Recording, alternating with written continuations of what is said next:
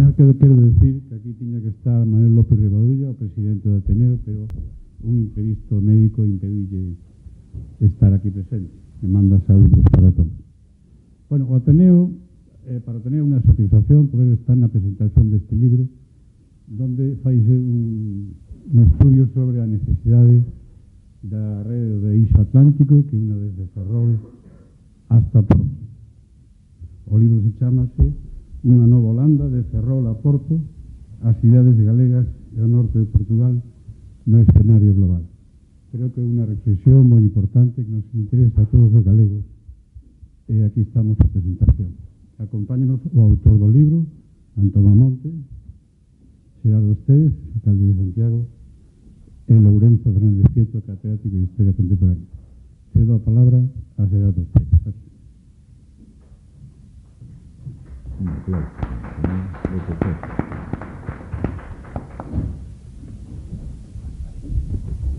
Bueno, boa tarde.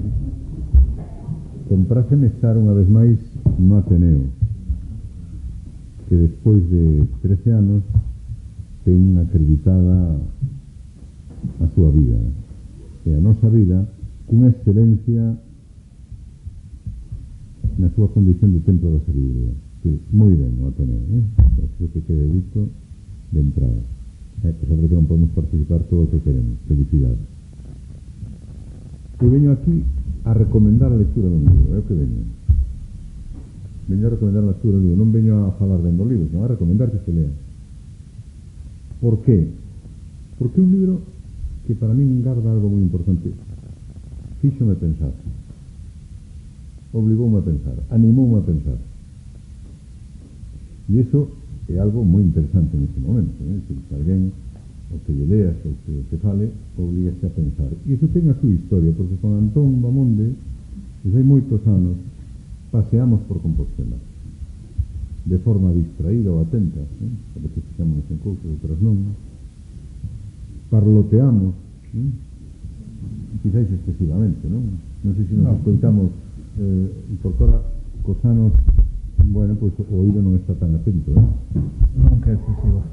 E amistamos, é aquela cousa tan bonita de amistad, non? E sempre, cando volvo para casa despois, onde fixemos un paseo, entonces, sempre volvo cun interrogante. Que pasa, Antón? Que sempre volvo cun interrogante. Eso é comodidade e incomodidade. É incomodidade porque xa durmo pouco como para que me fagas dormir pouco. E por outro lado, é interrogante o día mañán, o día seguinte xurde. Por tanto, veño a recomendar un libro que me fai pensar. E na sombra peripatética dos dous sempre temos unha confluencia en dous amigos, Juan Luis Galda, inolvidable, que fixo o plan especial da cidade histórica, entre paréntesis, que debe ser revisado, entre paréntesis, que non vaya por aí o asunto. E Fermín vou saber, colega do colexio, un ano máis maior tamén, pero un colega queridísimo.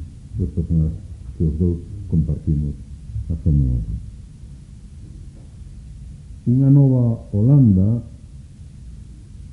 Antón Bamonde propón unha visión global de Galicia e do seu sistema urbano como un todo transversal e amparándose en pequena historia de cada cidade.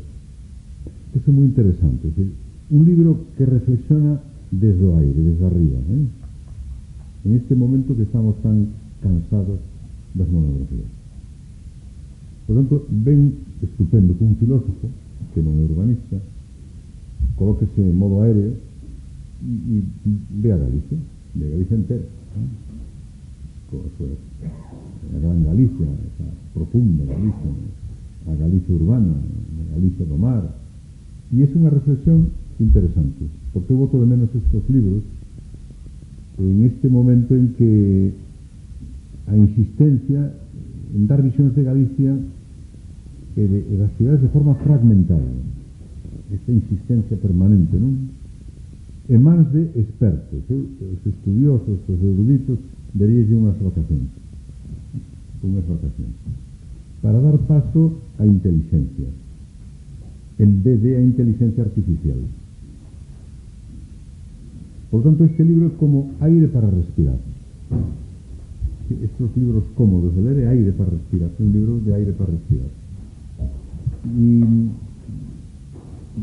E invita unha moratoria da erudición excesiva, da fragmentación da realidade galega en mini dosis cada día que nos abruman. O urbano é o lugar do paradoxo, do dilema, da dicotomía, cheo de sístoles e diástoles. Este tema metropolitano, en Galicia non se pode falar de temas metropolitanos, narra moi ben. Son sístoles e diástoles. Bueno, desde Ames venían a Santiago, nos vamos para de Ames, sístoles e diástoles que hai que saber analizar finamente. Mercado e sociedade, desigualdade e fiscalidade, murallas e permeabilidade, tradición e innovación, identidade e alteridade, mobilidade e contaminación, libertade individual e ser libres juntos. E de todo eso fala, desa especie de vaivén, e el colócase, bueno, como bon analista, no terreno desas dicotomías, por así decirlo. E as nosas cidades agora é unha cousa que quizás disentimos, eu as vexo menos localistas que antes. Vexo menos localistas. Pero, a cambio, carecen de pálpito pensador. A cidade é un artificio para pensar. Estupendo. E voto de menos eso, menos localismo, pero menos pálpito pensador. Gustoume porque é un libro político. Un libro político. É un libro que analizamos a política de verdad, que sustitúa o teatral enfrontamento ad nauseam ao que asistimos cada día nos medios. Un libro político que fala da política de que nos interesa. Política sobre alianzas das cidades de norte coas do sur e con Portugal. Político porque fala da posta en práctica a través de Galicia dun ensaio necesario do chamado iberismo. Un ensaio como primeira prova unha nova perspectiva federal necesaria para entendernos mellor e contrarrestar este nacionalismo ahora que aparece novo, centralista, madrileño, pobre, que é un latón. E que non le van a hacer ganar, porque non saben o daño que están facendo na chamada periferia, que foi capaz, por exemplo, de gestionar moi ben a pandemia. O Estado funcionou a pesar de que rezaron todo o tempo. É político, por último, porque propón ir por diante, que é un dos valores que ten a política. Cousa difícil co volumen de información que impide vislumbrar a complexidade que subxace e albiscar unha senda que poña en comunicación os distintos vectores que conforman unha narrativa de cada cidade, un pouco complexo de todo iso, pero bueno, aclaro unha frase a continuación. Hai moitos vectores para a realidade urbana, non? Bueno, pois, ele elabora como un tecido, como unha trama, como se for un tecido, de tecido horizontal, tecido vertical, ten unha trama, ten un discurso. Bueno, e de Compostela fala moi ben. Como non, porque aquel moito. De eso falamos permanentemente. Falamos constantemente. Entre a vanguarda e o sosego, porque é unha cidade que a veces é unha aldea de dereitas, están equivocados. Lean o libro, porque é unha cidade que se move sempre entre a vanguarda e o sosego. Unha cidade dicotómica totalmente, a veces chegou para arriba e a veces estancou. E a veces para baixo, equivocadamente. Por lo tanto, recomendo por esa razón, porque un libro que introduce temas necesarios, frescos, como aire, necesario, é un libro político, é un libro que me interesou moito e que aconsello ler. Gracias, entón, por o libro. Gracias, sí.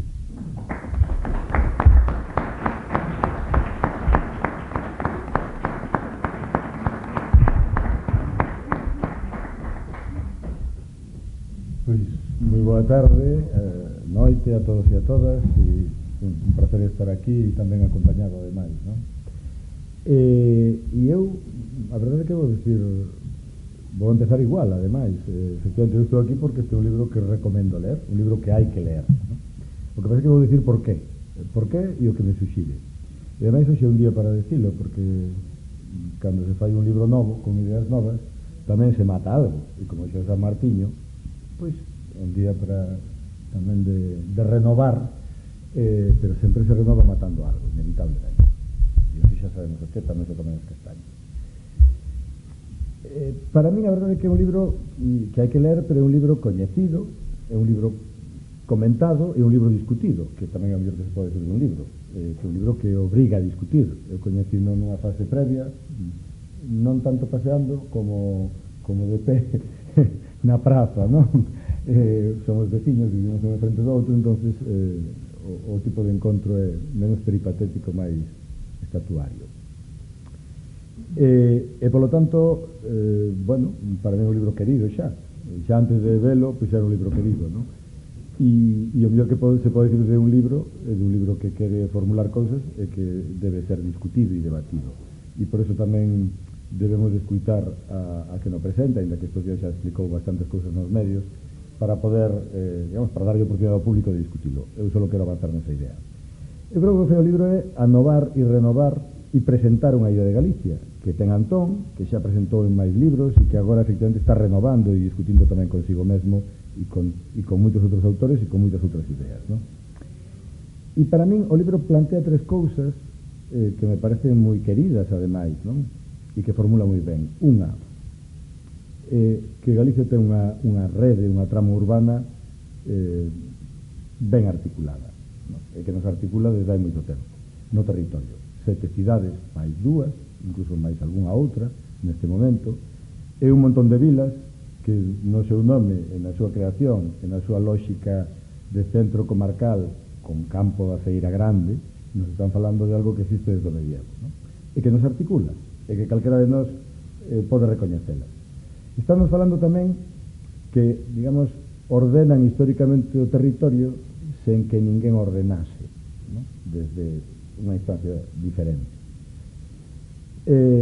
Fala dun continuum con Portugal, que, digamos, está no título xa, e que é unha cousa querida, admirada, e o mellor de todo, que el tamén non o di, e aproveitada, porque se hoxe a economía galega é a máis exportadora, precisamente porque antes de que ninguén o teorizase, o mundo empresarial deuse conta, bueno, e antes moitos outros, deronse conta de que unha vez que non hai fronteira, a nosa vantaxe comparativa cos veciños de abaixo é incomparable.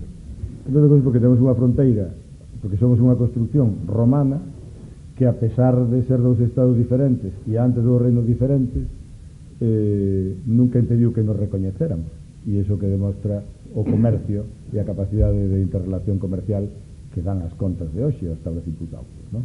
E a capacidade exportadora da economía galega nos últimos anos, que ten como vantaxe, por si non tuvera outras, Portugal. Eso está, como digo, no título do libro. E logo, para min, en fin, algo que teño falado bastante con él e que vexo no libro e que él, digamos, defende non só aquí, sino en outros sitios, é a posición de Galicia, non en términos culturais, sino en términos territoriais. A posición de Galicia no mundo, que non é un programa de televisión, que tamén non é, sino que é como nos vemos no mapa e como nos vemos no espacio. Antes se falaba de como nos se ve desde arriba. Hoxe, gracias aos satélites e aos móviles, se vos mirades, se mirades onde estades, vedes que Galicia non é un recuncho do noroeste peninsular, sino unha fenda e unha punta de lanza da Península Ibérica que avanza no Atlántico. Esa é a posición que ten Galicia. Por eso, evidentemente, todo o tráfico marítimo pasa por aquí e algún queda, non? Como sabemos tamén. Pero eso tamén nos deu unha posición no comercio do gando, antes no comercio do viño, no comercio de persoas con migración, e eso nos situou dunha forma diferente no mundo, non? Hai, polo tanto, unha cartografía oficial, unha cartografía, unha forma de vernos no mapa da península, no mapa de Europa, e outra a posición que amosan os satélites hoxe, que é a que Antón ve, non? E que precisamente frente á idea de periferia ou de cornixa cantábrica, pois nos permite concebirnos como litoral. Como litoral.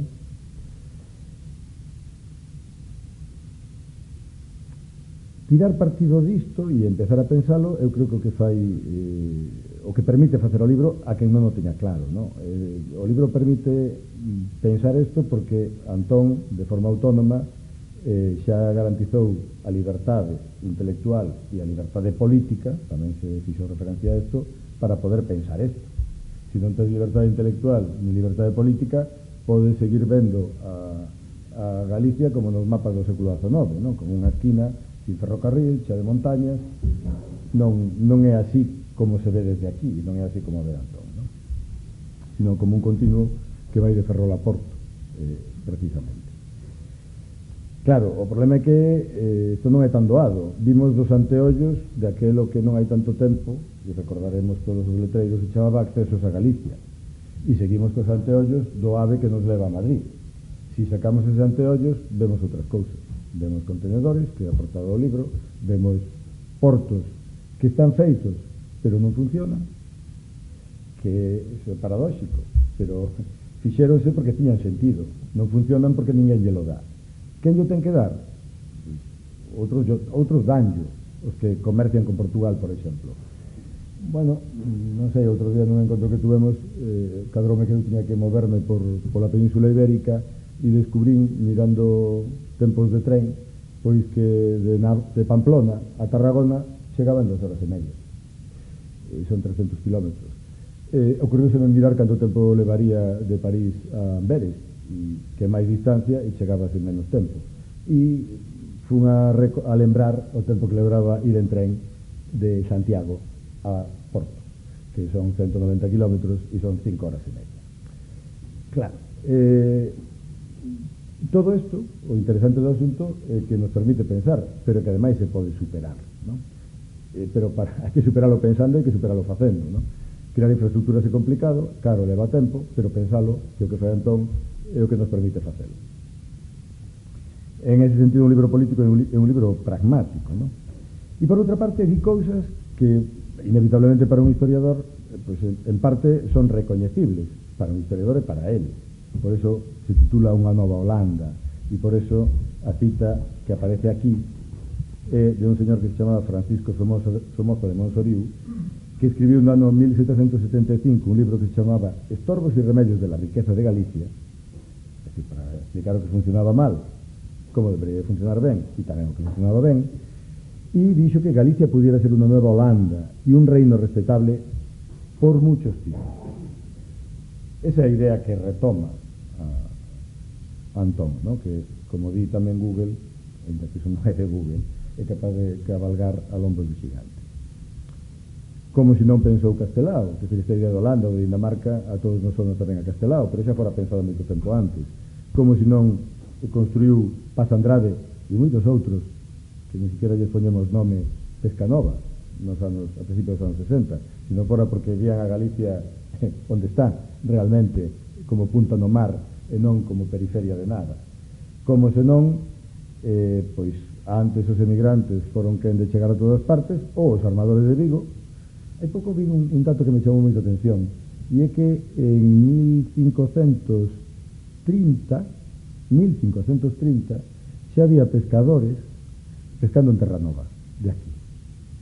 Claro, non é difícil pensar como tanto tempo despois se consigue facer pesca nova, ou como os armadores de Vigo, tamén en partos da Coruña, foron quen de chegar ao Gran Sol, que ten un nome francés, ou como foron quen de estenderse polo mundo cada vez que se agotaban nun sitio, ou necesitaban ir máis longe, ¿no? Ou necesitaban aumentar a súa produción. En fin, ven na cabeza, o falábamos antes tamén, pois Camilo Nogueira, que ten falado moitas veces aquí, ou Enrique Sáez, da Fundación Juana de Vega e antes dirixente do Banco Pastor, ou López Facal, ou moitos outros, que pensaron tamén nunha lógica urbana, pero nunca coa contundencia coa que está facendo Antón neste libro, precisamente, ou esa é a miña idea. Pero sí que introducido moitas destas ideas, e como non, Albalat e Dalda tamén, non? Eu recordo que me criei en Ferrol e xa daquela, sendo moi pequeno, o meu mestre decía que había un arquitecto, estou falando dos anos 60, que decía que no futuro de Ferrol a Coruña habería unha gran cidade, non? E a non ser que non nos parecía posible, tampouco se pode ir en tren hoxe, pero era posible, e é posible. Outra cosa son as decisións políticas que tomamos.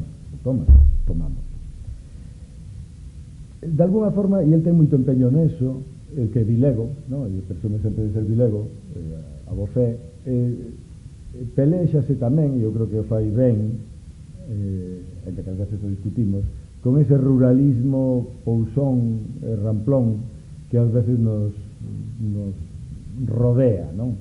E que non, eu que son estudioso do mundo rural e da historia agraria, efectivamente creo que sei distinguir unha cousa e a outra, non? E efectivamente hai un ruralismo pousón e fato que temos que remexernos, non? E eu creo que o que fai, e acabo xa, é concebir a Galicia na súa complexidade moderna en sentido moderno, non en sentido modernizado, que son dos ideas distintas. Modernos eran os cafés, moderno era o modernismo, moderno era o teatro moderno, e despois da Segunda Guerra Mundial houve unha ideoloxía para modernizar os que non eran modernos, que tamén se chamou desenrolismo. Antón distingue ben unha cousa e a outra, non?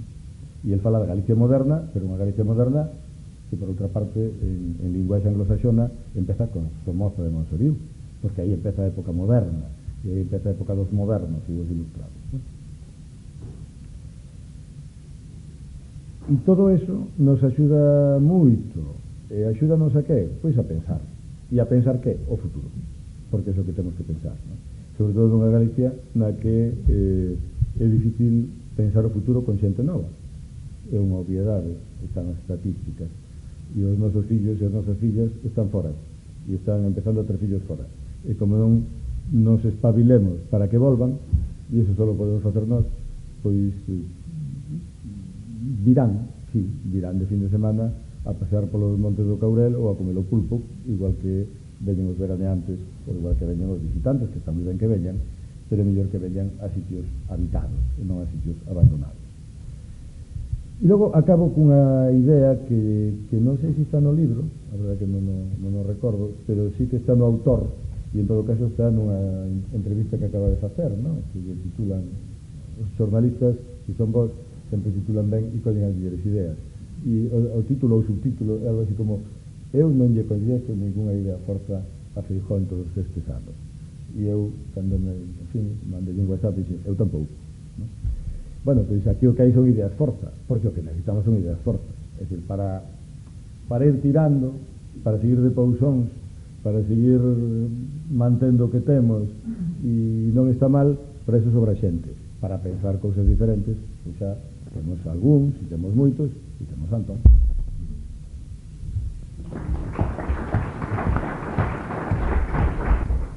Bueno, boas noites. Estou moi contento de estar con dous amigos e dous amigos no estrado e moitos amigos tamén sentados en frente miña, e espero que isto sexa pois unha conversación agradable. Eu intentarei non estenderme máis alá do prudente e do necesario, e intentarei sintetizar un pouco o que foi, digamos, a miña intención a hora de escribir o libro. A verdade é que eu co asunto urbano, por chamarlle de algún modo, levo pues, prácticamente toda a miña vida.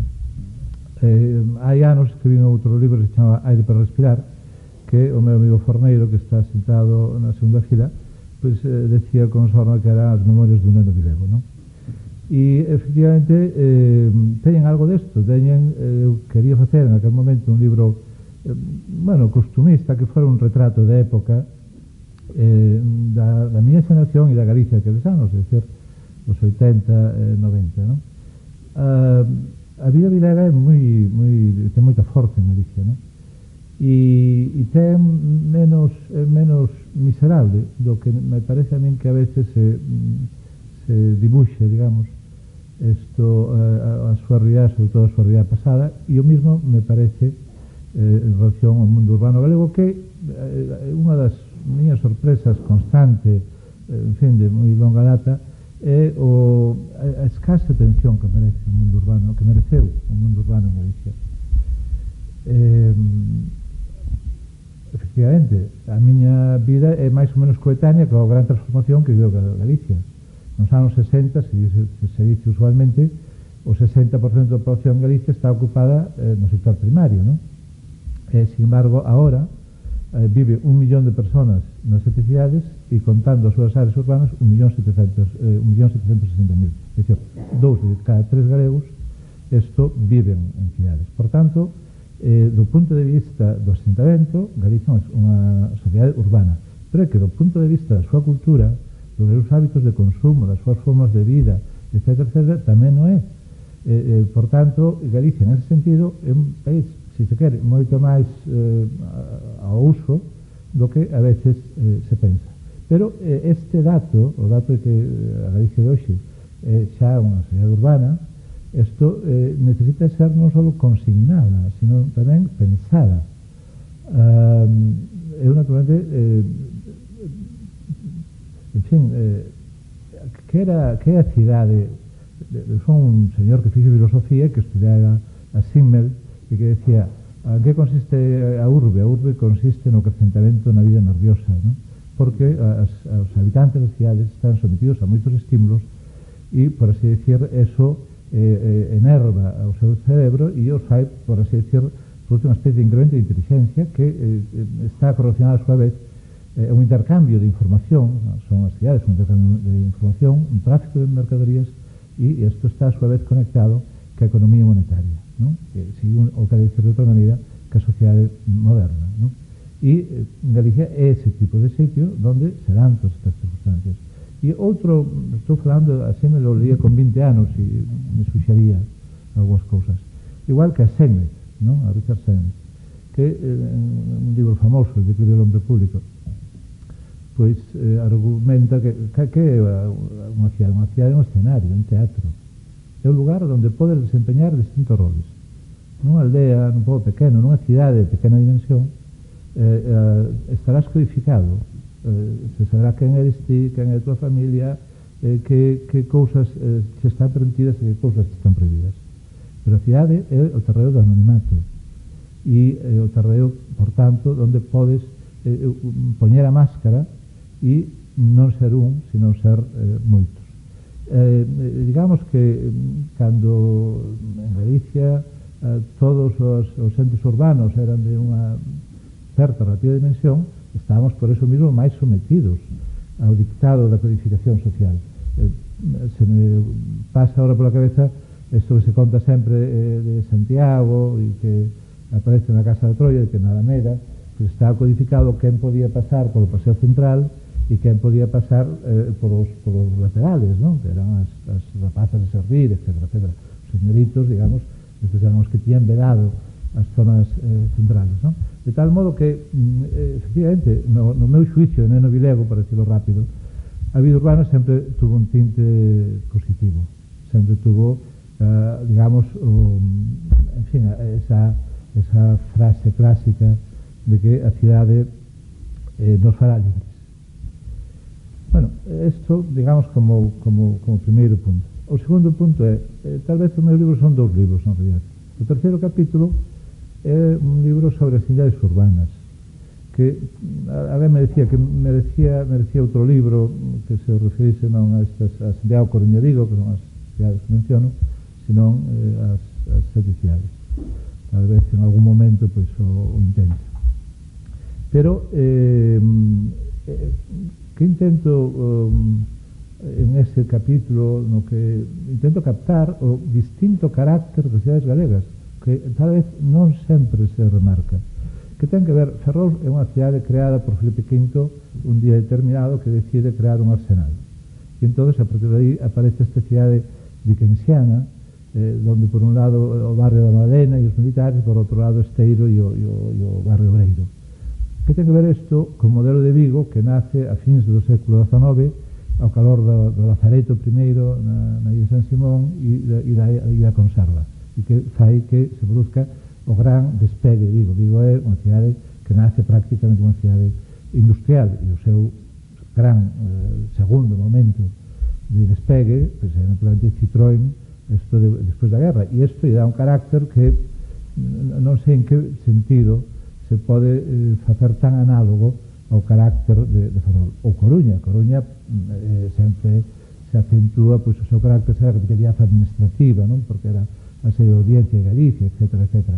Pero hai unha Coruña que ten moito que ver con outra decisión do Estado, que é cando Cádiz perde o monopolio do comercio coas Indias, e entón é posible esta liberalización do comercio crea unha certa riqueza económica, a fins do 18, principios do 19, que é a base material destas familias comerciais que serán os portaestandartes do liberalismo coruñés. e que hai que recordar, por certo, hai un ano foi o segundo aniversario do alzamento de Riego, que o alzamento de Riego en Cabeza de San Juan non triunfaría se non se sumara a Coruña no seu momento ao alzamento. Eso foi, digamos, o detonante do posterior éxito do trienio liberal. Pero en todo caso, esta Coruña, digamos, de comerciantes ligados ao comercio marítimo, con esta historia de liberalismo no comezo do século XIX, cos seus mártires, Porlier, etc., e que de algún modo está relacionada tamén coa Coruña posterior, coa Coruña que entre 1890 e 1931, se non me falla a memoria, é o portaestandarte do republicanismo federal non en Galicia, en España, coa saga dos Casales Quiroga, etc., etc. A Tribuna, a novela de Pardo Bazán, pois é o que narra é a historia dunha rapaza que traballa nunha tabacaleira e que cando nace o seu fillo, pois alguén viva a República Federal, porque o nacemento do fillo e a aparición da República aparecen conexas no texto. Quero dizer por eso que, con isto, que como é posible que teñamos cidades máis grandes ou máis pequenas, pero que de ningún modo carecen de historia, que de ningún modo carecen de carácter, que ese carácter está ligado naturalmente ás súas especializacións, por así decir, económicas e sociais. Como é posible que teñamos reparado tan pouco nisto, que teñamos unha e outra vez insistido no Galicia no que todo parecería aldea e cregos e frades? Esa outra Galicia tamén existe e tamén merece, repito, non só ser consignada, sino só tamén ser pensada. E, por outro lado, se non estudias o fenómeno urbano con atención e con distancia e con serenidade, pues tampouco sabrás estas preguntas que eu creo son importantes sempre en todo tempo e lugar. Quen manda? Quen ten o diñeiro? Quen ten o poder?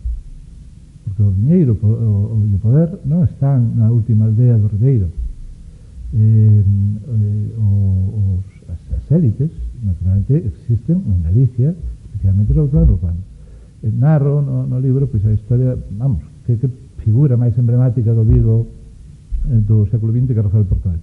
Rafael Portolet era de familia conselleira, concelleiro no primeiro concello, xa inmediatamente na Guerra Civil. Isto será o delegado da Zona Franca, será alcalde de Vigo,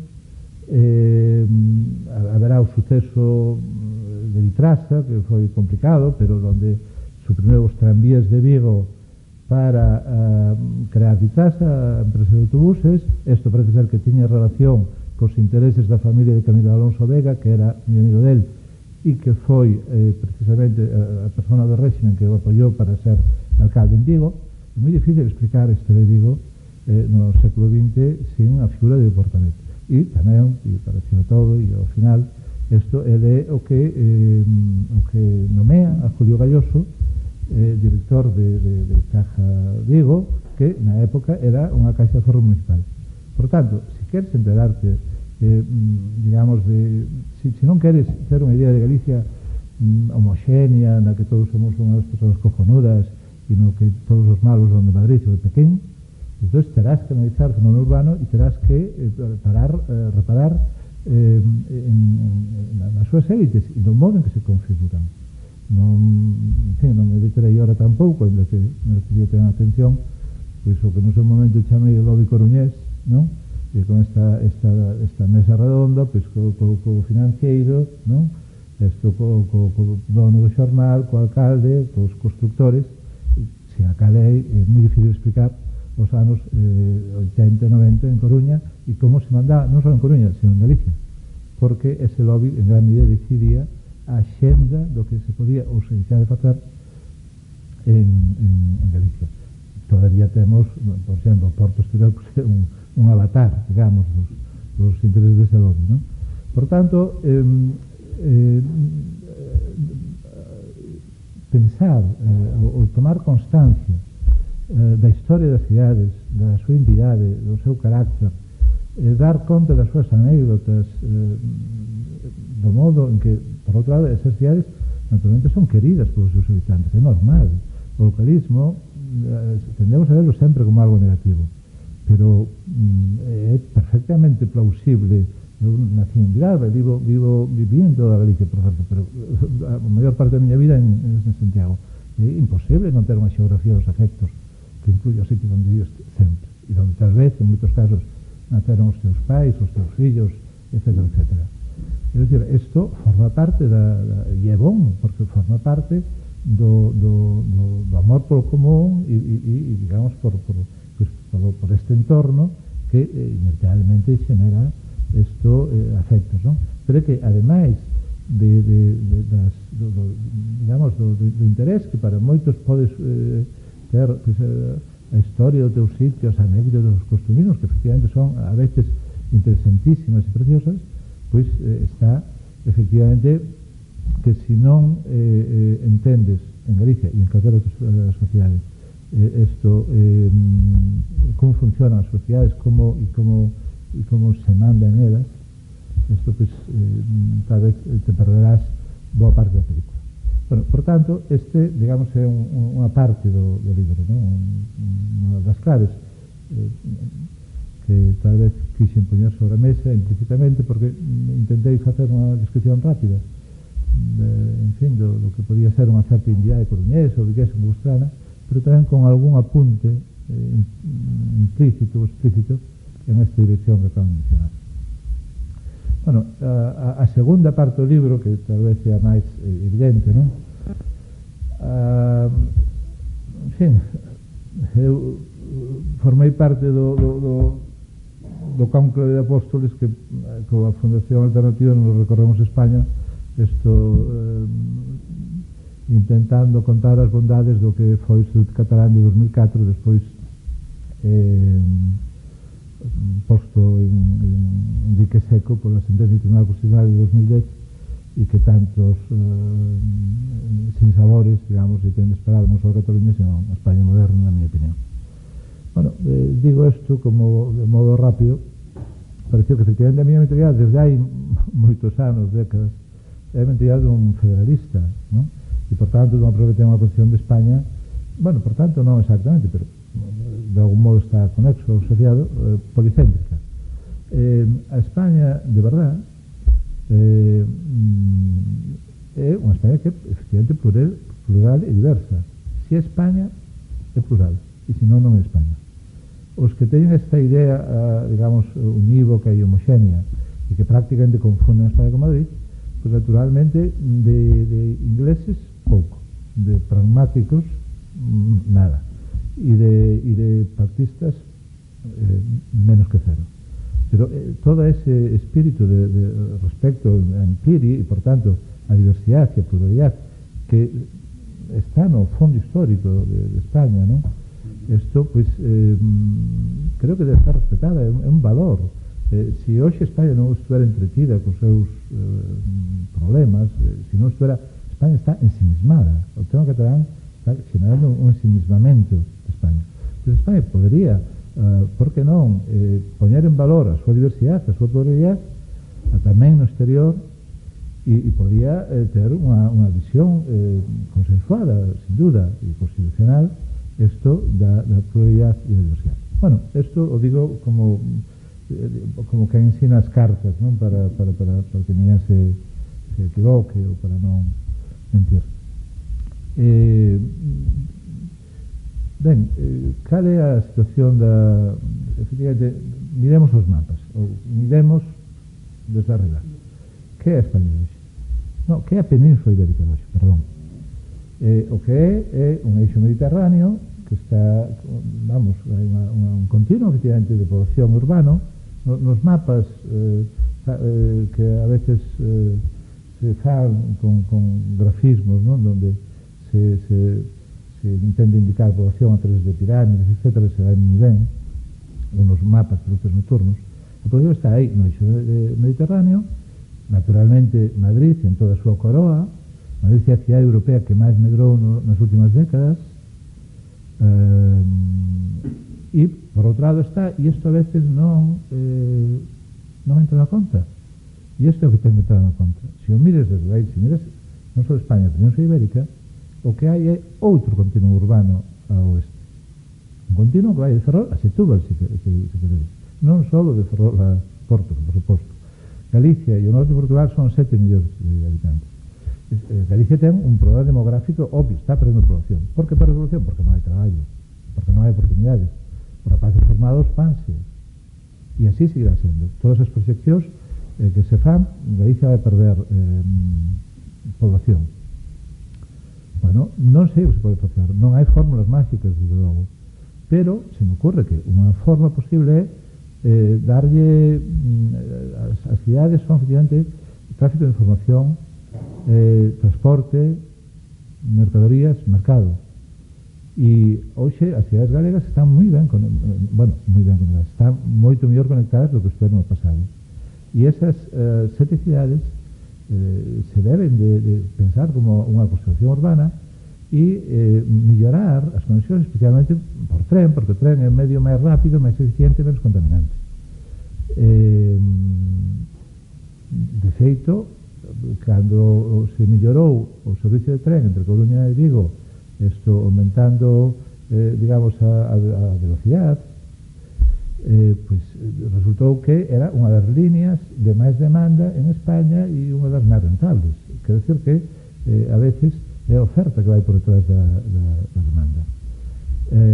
Esa, digamos, e por outro lado, creo que é unha realidade que en Galicia está chea de personas que viven en Santiago pero traballan en Vigo, ou viven en Coruña pero traballan en Santiago. Isto é cada vez máis unha realidade usual. Pois, o que temos, por tanto, é eso, casi 2 de cada 3 galegos que viven en áreas urbanas, e o que temos que facer é fomentar a súa compenetración, a súa comunicación e intentar que eso seña vértice de desenvolvemento económico. E, naturalmente, tomar na conta ao norte de Portugal, porque na prensa se pode ler 500 empresas galegas teñen presencia no norte de Portugal. A última cifra que sei do Porto Sá Carneiro, 700.000 galegos tomaron ese avión nese aeroporto.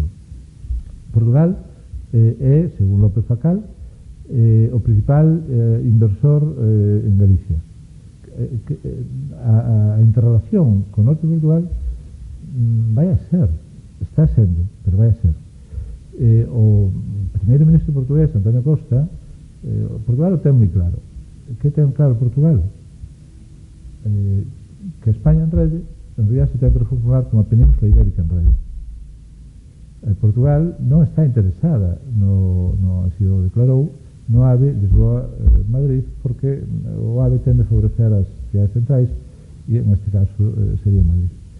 Pero Portugal está interesada en que o seu tren haxe conexión para baixo hasta Algeciras, que é o gran porto español, son medio millón de toneladas as que moven os portos españoles, deles a quinta parte no porto de Algeciras, e se cree que o porto de Algeciras vai ser o que vai a medrar máis pola súa posición estratégica no Mediterráneo, polo desenvolvemento en África tamén, Marrocos, etc. Por tanto, digamos, a conexión ferroviaria ao sur con Algeciras e ao norte con Galicia e o Cantártico, se se quere. É dicir, se tu ves a Península Ibérica desde arriba, pois o que terás é o eixo mediterráneo, os catalás, mallorquí, valencianos, andaluces, etc., pois, en fin, defende o eixo mediterráneo unha outra vez. Que forma parte da política xa, afortunadamente, a España Baleira, non? É dicir, os paganos, por así dicir, dese efecto succionador dese centro capitalino, desa cidade global que é Madrid, non? Bueno, o que hai que poñer sobre a mesa é unha noción de España en rede que realmente é a Península Ibérica en rede. Isto está, lógicamente, conectado a unha visión de España e de Portugal, isto como unha estructura policéntrica, donde non todos os investimentos do Estado isto teña por destino algún lugar na Porto do Sol. Se podrían citar os investimentos do Estado que se até 4, que era o déficit nos seus tempos máis do 50% do déficit de AENA, os 3.000 millóns de euros da DM30 famoso de Gallardón, estas autopistas que despois tiveron que rescatar porque non eran rentables. Vamos, os investimentos do Estado son fabulosos. Non é solo eso. Madrid, cando entrou na Unión Europea, España se veu favorecida por os fluxos internacionais, converteuse nunha gran capital e non está mal, por suposto, que medre e que teña, pois, en fin, que o seu potencial se multiplique. Pero, naturalmente, parece natural tamén que todo o sistema de transportes, de conexións ferroviarias ou marítimas ou aéreas, que en todo eso, digamos, o oeste da península e, por suposto, Galicia, isto conte. O corredor atlántico, na versión original, iba de París a fronteira francesa, Madrid, Lisboa, Porto. Non había conexión, non había ramal. Ahora se fala dun ramal isto a Galicia, pero na primeira non había. O tren entre Vigo está xa orzamentado, o AVE a Valença, a zona portuguesa, pero por suposto non sucede eso para a parte española. Hai o tren, non tanto de personas, sino de mercaderías, as formas de comunicación que faciliten os intercambios. Isto levan entre Galicia e Norte de Portugal un retraso considerable.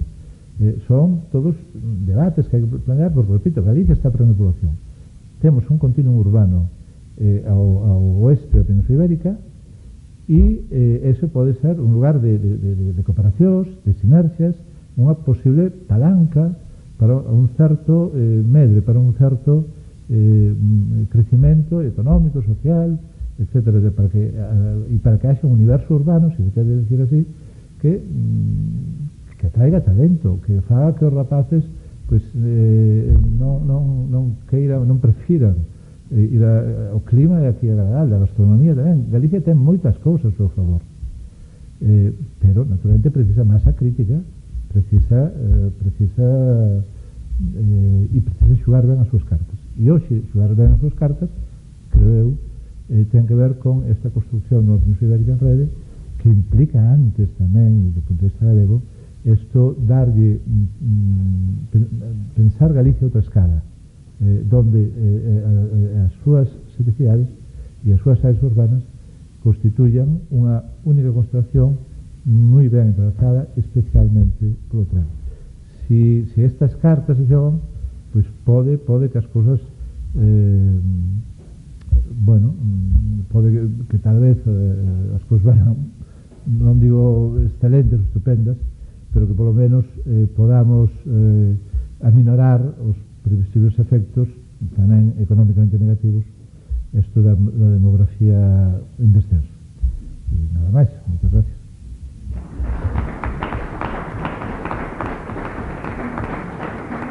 Bueno, en primeiro lugar eu quero darche os parabéns polo libro, ainda non o leín, pero espero lelo, porque me parece que é moi necesario abrir unha reflexión en Galicia sobre o liderazgo do mundo urbano de cara a proxección internacional e o desenvolvemento de Galicia, pero tamén hai que abrirlo para impulsar a colaboración, en primer lugar, entre as cidades galegas. As cidades galegas, efectivamente, non sei se polo localismo ou polo que fose, o que si é certo que han vivido de espaldas durante todo un largo período de tempo e non se vislumbra ningún tipo de plataforma ou de foro digamos, de colaboración. En este sentido, eu recordo precisamente, non sei se ti tamén o has estudiado nunha propia conferencia no Ateneo dun catedrático de arquitectura da Universidade de Sevilla, que puña de manifesto un exemplo precisamente holandés, de Holanda, de colaboración entre pequenas ciudades ou cidades medias holandesas de cara a establecer servicios conxuntos, a impulsar as infraestructuras de comunicacións entre elas, etcétera, etcétera. Entón, a mí me parece que, efectivamente, nós temos aí o norte de Portugal, incluso hai unha asociación que se chama Eixo Atlántico, que ao final non sabemos para que ha servido, porque evidentemente este tema non o ha plantexado, pero a mí me parece moi interesante para Galicia, inicialmente, despois, efectivamente, habrá que ver con Portugal, no norte de Portugal, o exemplo e a experiencia que estas cidades de Holanda, precisamente, están tendo de maneira moi exitosa de colaboración entre as propias cidades. Por tanto, moitas gracias, espero ler o libro con moito interés e que se abra precisamente ese debate no conxunto das cidades galegas. Sí, non sei, a ver, efectivamente, a mí me resultou difícil encontrar un título para o libro, porque é un libro que tal vez toca distintos paus, entón non ha encontrado aquilo que me pareceu apropiado. Pero o da Nova Holanda, a parte da cita de Monsorío, que é bonita, pois efectivamente, Holanda non é isto de Francia con París, nin de España con Madrid.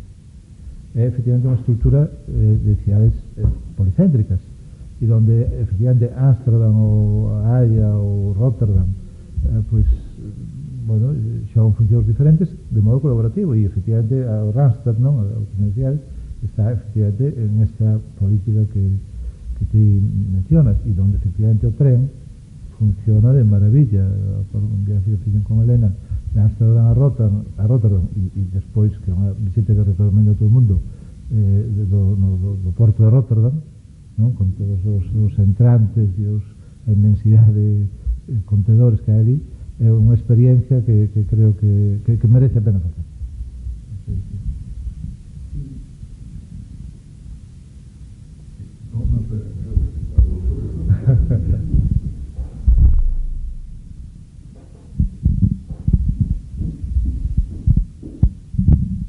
Falando que decía Pancho, creo que en Galicia non temos un problema de excesivo localismo entre as cidades. Aquí hai cidades que eran enfrentadas a outras, non quero recordar nomes de alcaldes concretos, pero a veces fomentouse o enfrentamento entre as cidades máis que a colaboración, non? O caso de Coruña e Santiago, Vigo e Pontevedra, cousas así, que lastraron moito a posible colaboración.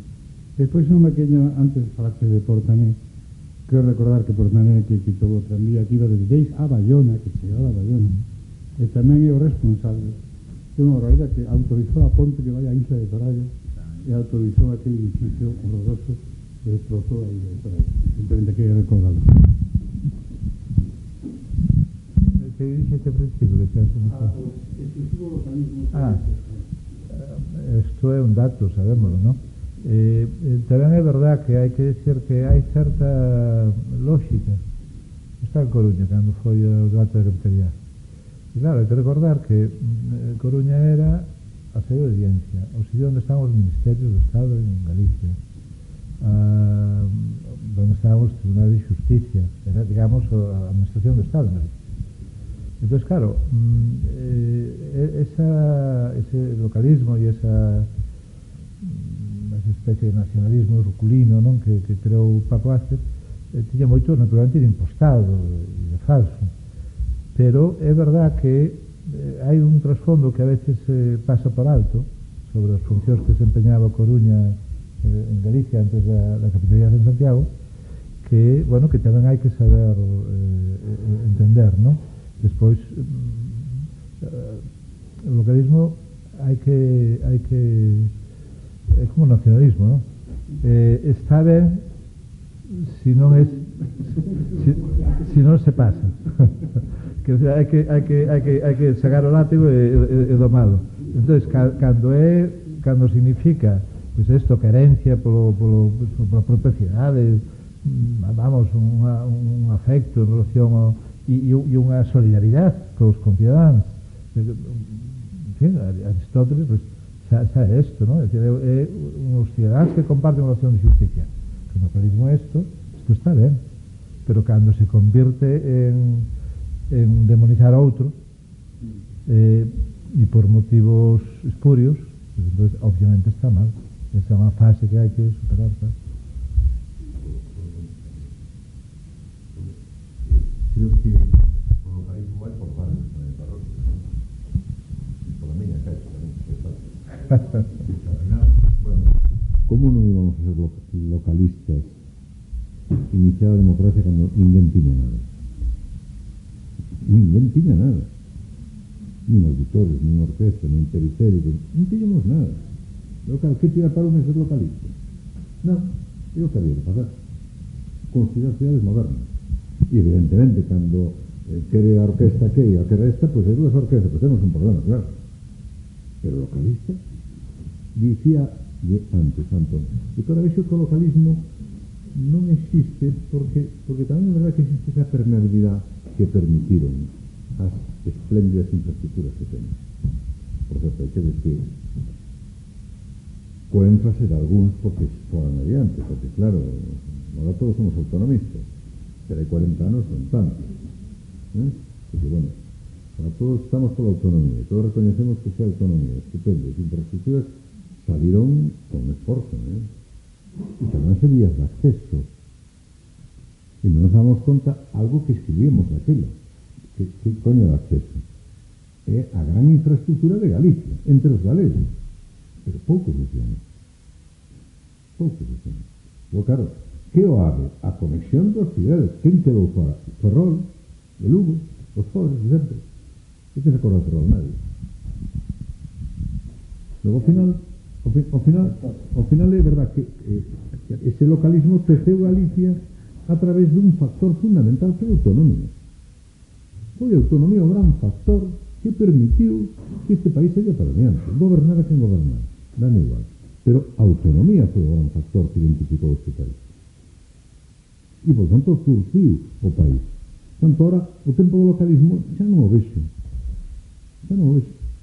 Si hai... O que noto é o que decía, falta o pálpito por pensar, de non descubrir que sería bon que ademais traballamos en conxunto por trozos, por segmentos. Por exemplo, que relación ten Coruña, Santiago con Lugo? Ningún. En cambio ten en diagonal o campo. Ningún. Que tamén vai por seu lado. As cidades. Que relación ten Vigo con Pontevedra con Ourense? Ningún. Ao revés, con piso. Se o sistema universitario, no caso, termina, o galego foi en diagonal hacia Lugo, foi claramente intencionado. Que compensa o sistema universitario por unir. Que relación houve? Ninguna. Que falta pálpito para entenderlo. E podense a traballar. O que houve todo o mundo. Deseo, ansia, ilusión, paixón, interés. Sigo por aí, o que fagan falta. E este libro fálanos de